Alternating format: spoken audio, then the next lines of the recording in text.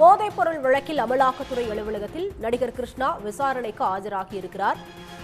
போதைப் பொருள் வழக்கில் அமலாக்கத்துறை அலுவலகத்தில் நடிகர் கிருஷ்ணா விசாரணைக்கு தற்போது ஆஜராகியிருக்கிறார். சென்னை நுங்கம்பாக்கத்தில் உள்ள அமலாக்கத்துறை அலுவலகத்தில் நடிகர் கிருஷ்ணா ஆஜரானார். சட்டவிரோத பணப்பரிமாற்றம் நடந்ததாக கூறி நடிகர் கிருஷ்ணாவுக்கு அமலாக்கத்துறை சம்மன் அனுப்பியிருந்தது. இதனைத் தொடர்ந்து இந்த வழக்கில் நடிகர் கிருஷ்ணா தற்போது நுங்கம்பாக்கத்தில் அமைந்திருக்கக்கூடிய அமலாக்கத்துறை அலுவலகத்தில் ஆஜராகியிருக்கிறார்.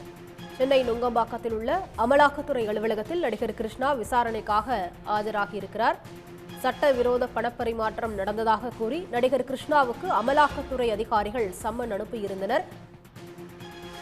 இந்த நிலையில் போதைப் பொருள் வழக்கில் அமலாக்கத்துறை அலுவலகத்தில் நடிகர் கிருஷ்ணா விசாரணைக்காக தற்போது ஆஜராகியிருக்கிறார்.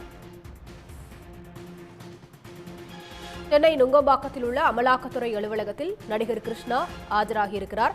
சட்டவிரோத பணப்பரிமாற்றம் நடந்ததாக கூறி நடிகர் கிருஷ்ணாவுக்கு அமலாக்கத்துறை அதிகாரிகள் அண்மையில் சம்மன் அனுப்பியிருந்தனர். கூடுதல் விவரங்களோடு நிகரார் செய்தியாளர் செந்தில். வணக்கம். வழக்கு குறித்த முழு விவரங்கள் என்ன?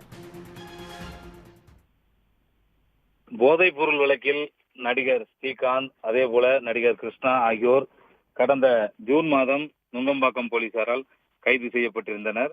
அப்போது போதைப் பொருள் மட்டுமின்றி இவர்களது கிருஷ்ணாவிலிருந்து 40,000 ரூபாய் பணமும் பறிமுதல் செய்யப்பட்டிருந்தது. இது தொடர்பாக நுங்கம்பாக்கம் போலீசார் வழக்கு பதிவு செய்து ஏற்கனவே 2 பேரையும் கைது செய்திருந்தனர்.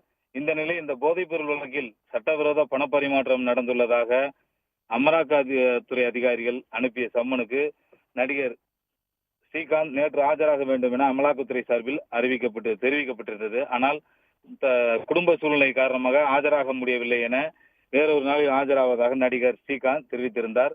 நடிகர் கிருஷ்ணா, அதாவது ஸ்ரீகாந்துடன் கைது செய்யப்பட்ட நடிகர் கிருஷ்ணா இன்று ஆஜராக வேண்டும் என அமலாக்கத்துறை சார்பில் அறிவுறுத்தப்பட்டிருந்தது. அதன்படி இன்று காலை சற்று முன் அவர் ஆஜராகி இருக்கிறார். கிருஷ்ணா தற்போது அமலாக்கத்துறை அதிகாரிகள் அவரிடம் இந்த போதைப் பொருள் தொடர்பாகவும் 40,000 ரூபாய் பறிமுதல் செய்யப்பட்டது, அதாவது இவர்கள் சட்டவிரோத பண பரிமாற்றத்தில் ஈடுபட்டார்களா, வேற ஏதாவது போதைப் பொருள் கும்பல் சட்டவிரோத பண பரிமாற்றத்தில் ஈடுபடும் கும்பலுடன் இவர்களுக்கு தொடர்பு இருக்கிறதா என்பது தொடர்பாக தற்போது விசாரணையை அமலாக்கத்துறை அதிகாரிகள் தொடங்கி இருக்கிறார்கள். இந்த விசாரணையானது இன்று மாலை வரை நீடிக்கும் என எதிர்பார்க்கப்படுகிறது. விவரங்களுக்கு நன்றி செந்தில்.